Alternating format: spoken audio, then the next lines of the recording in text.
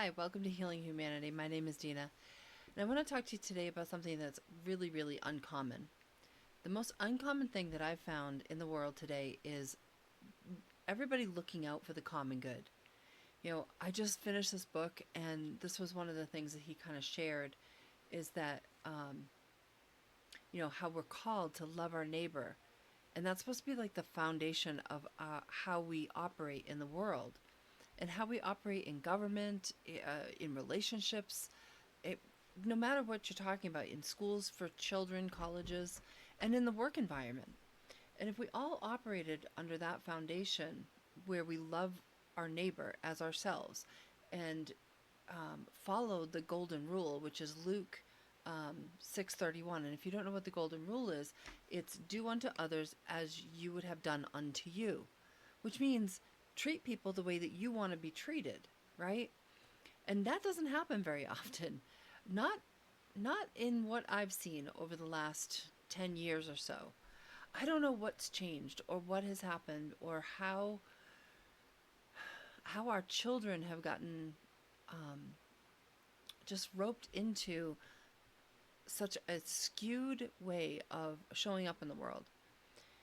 Why am I talking about this? Because, honestly, with Independence Day just passing, I couldn't help but just in the back of my mind thinking, none of us are free. And I know we're freer than most. I totally understand that. But we're not free.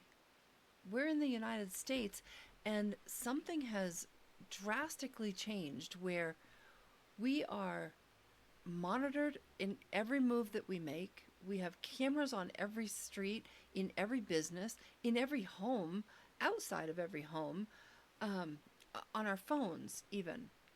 We're monitored through our phones, through Wi-Fi, through phones, through the laptops. Um, it's a constant barrage of monitoring, which gives people that are not emotionally stable, clearly, the power to to intervene into people's lives and to interject themselves into people's lives. Whereas, 25 years ago, 30 years ago, 40 years ago, that would never have been the case, ever. You know, you would have had to know somebody, you would have had to speak to somebody directly, you would have, there just wouldn't be this constant open contact for people.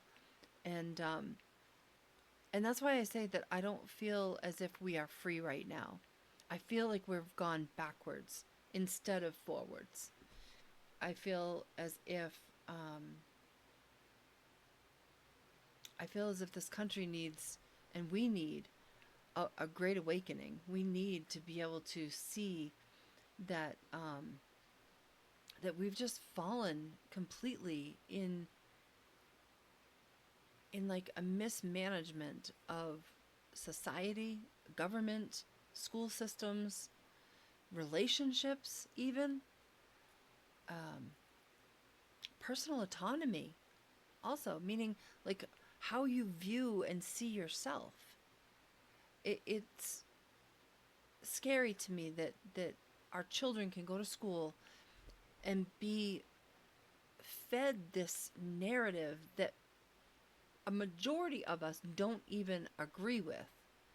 But they're fed this narrative about, gender relations and things like that. And I think back to, when I was growing up in the 80s and the 90s, and there were so many of us that came to school as, as we felt we wanted to. Some were preppy, some were jocks, some were, um, I don't know, I don't have the names, but I think about the kids that would come, dressed like girls dressed a little bit more male. But now they're living lives and they have families and they're wonderfully happy. But back then, I don't know what they were thinking in their head, but they've transitioned their lives into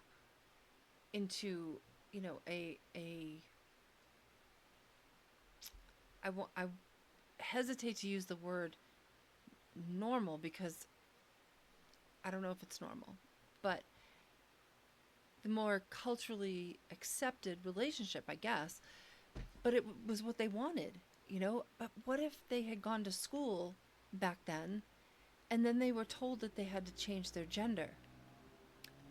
Or were supported, even not told that they had to, but just supported in being able to change their gender at the time where we're all finding ourselves. We're all trying to find that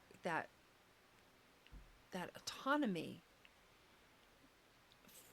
that self-worth, the where we fit into the world, and where we fit in even to our families. And if if these people had had intervention where they were led down this horrible permanent or nearly permanent path, it upsets me that they would not be living the life that they're living now, and God forbid that they might not even be around anymore, because the confusion that something like that can cause. See, we start in confusion, right? But the confusion that has been coupled upon that is just so deadening to the spirit. I can imagine, you know, the kids that really are just merely looking for themselves, not really, not really looking to change their gender. It could harm them drastically. All that being said, I just feel like with all of the things going on in the world right now, we have we have to do things to make it right. We cannot keep allowing these negative narratives, these false narratives, these lies to continue, and we have to be able to build one another up, to work with one another, to help one another, rather than look to somebody and think, "Ooh, that person can get me what I want. So I'm going to use them. I'm going to abuse them if they don't do what I want them to do. I'm going to make their life difficult so I can gain something from them." And somehow after the siege on the White House, things had changed a lot, and it seems that there's people out here that have more information about just single individuals out in the world than they ever should have. And these people are not good people. They're people that are making lives really, really difficult for others. And the government seems to be silent on it. They're not stopping it. They're not making laws against it. You know, the gang stalking, the you know, lies online, the things that are being shared, and the goal of trying to get somebody to take themselves out so they can gain some sort of insurance money. I don't know. It just is crazy to me that that this is even allowed. It just seems like things are changing so fast that we're not paying close attention like we probably would have 25 years ago, because we weren't bombarded with, um, you know, false news and craziness going on, and you know, 24/7 news outlets where, you know, you're just bombarded and you get sick of it. You just turn it off. Um, you know, I just don't know what happened to fighting for what was right, fighting for what is true, what is truth, what is um, for the common good of all, the common good of man, woman, children, communities, even. You know, it's disheartening for me because, you know, I growing up in the 80s and 90s, we were pretty much fighters, you know, to the soul, in our soul. We didn't, yeah, we were raised differently from most generations that are walking the earth right now. And I'm glad that we were. I'm glad that we were um, raised differently and forced to think for ourselves and forced to find things to do for ourselves and forced to be creative um, and held to standards, held to psychological, emotional, physical, dress code, um, behavioral standards. And if you didn't meet those standards, you didn't get to be or do or have or say the things that you wanted. It just wasn't possible. Have we grown as a society in allowing more freedom of speech? Perhaps. But when I look at what that freedom of speech has netted at the end of it, when you look at where we've gone with that freedom of speech, is this really what we want for our country? Is it really what you want? It's not what I want. Not any of it. I am having a difficult time with this whole thought of, you know, how we treat one another and where we're going with everything, and are we really thinking about the common good of all when we're making the decisions that we're making? Because I just feel like we're not right now. There's a passage in this book, and he says,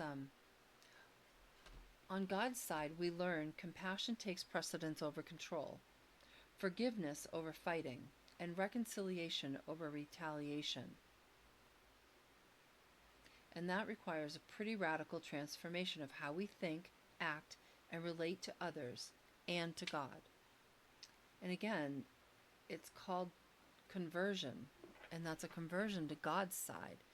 The whole Bible is a word that talks about loving one another, treating one another with respect, building building a community of like-minded people that care for one another and uphold and build one another.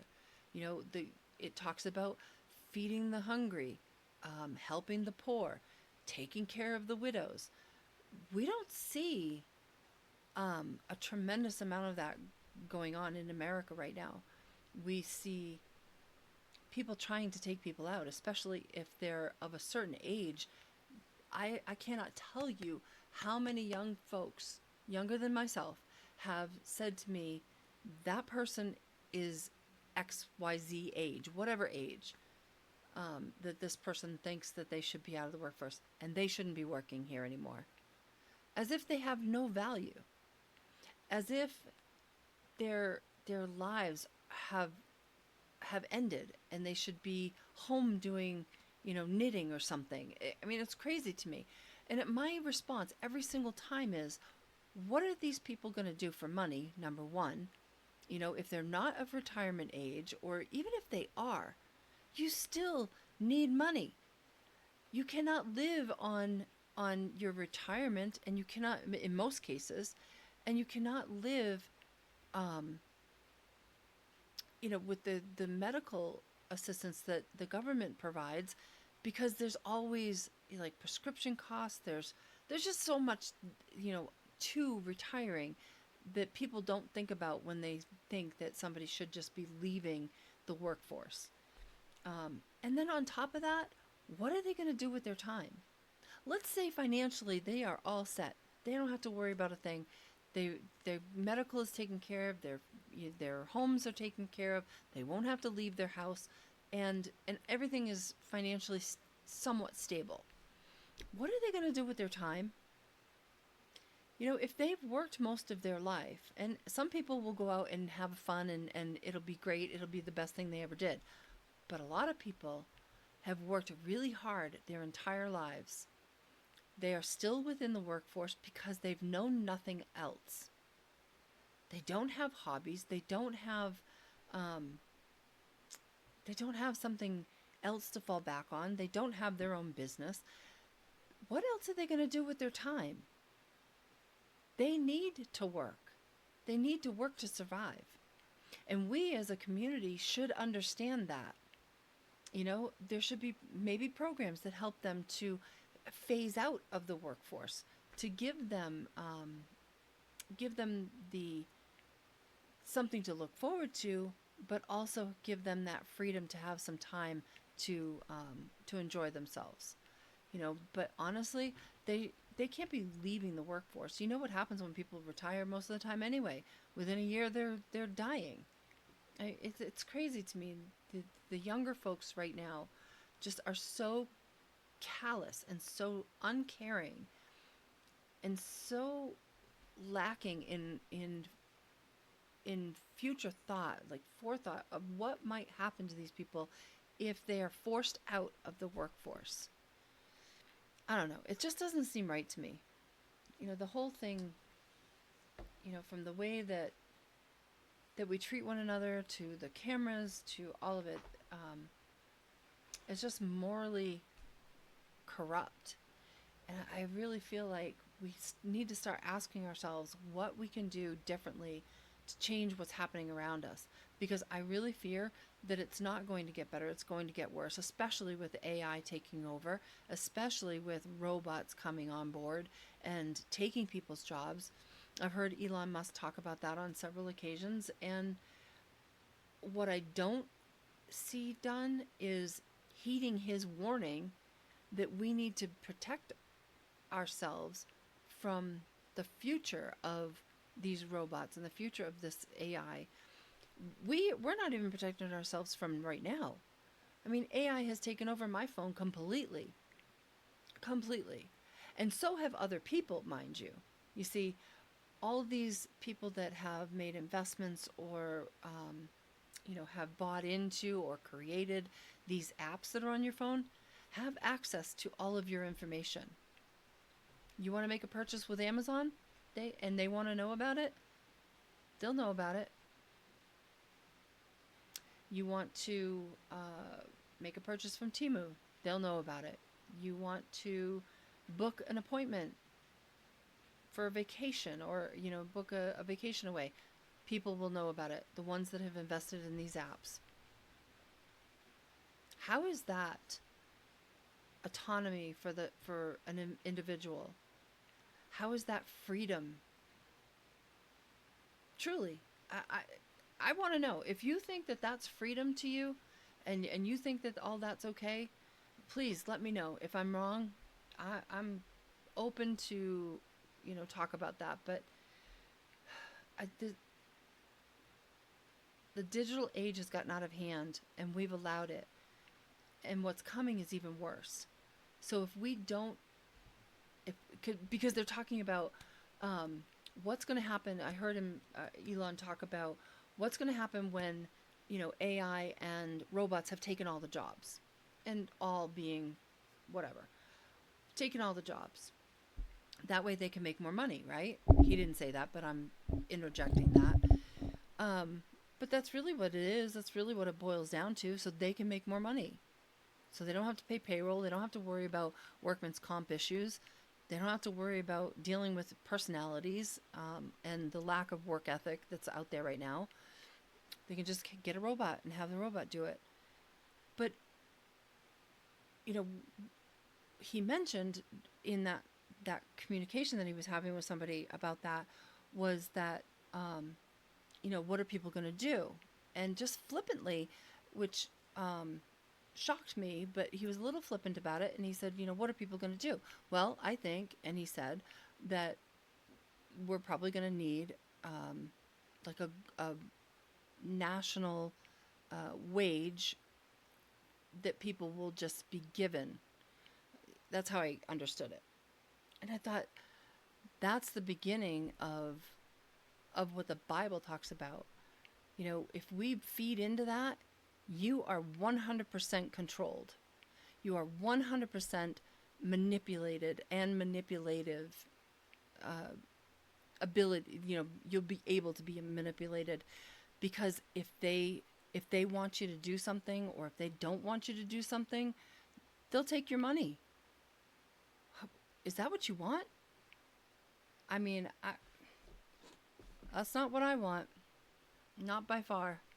I'm not going to build something in my life to, and, be living in a certain way to have somebody else, you know, big brother over my head telling me, you can't spend your money on that particular item. You can't go to this particular country. You can't do or buy this particular item.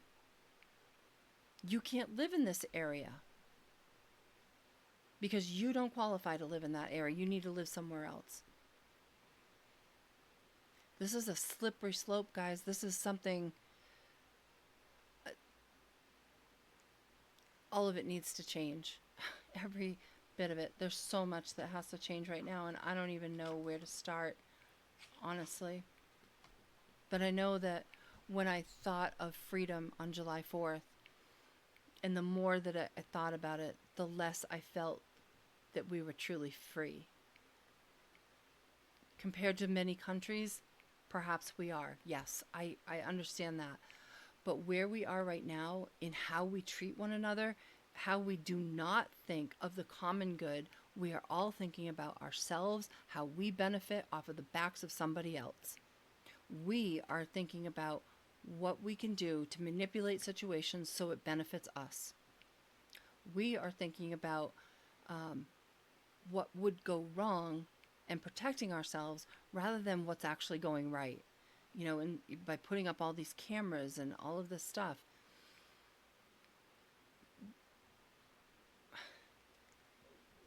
it's a different world than what I grew up in, and it's gone fast. It has gone so fast. And I hope for my grandkids that we can stop a large portion of some of what's going on. And if you disagree with me, let me know. I'd love to hear. Until next time, keep healing, keep strengthening your mind and your body.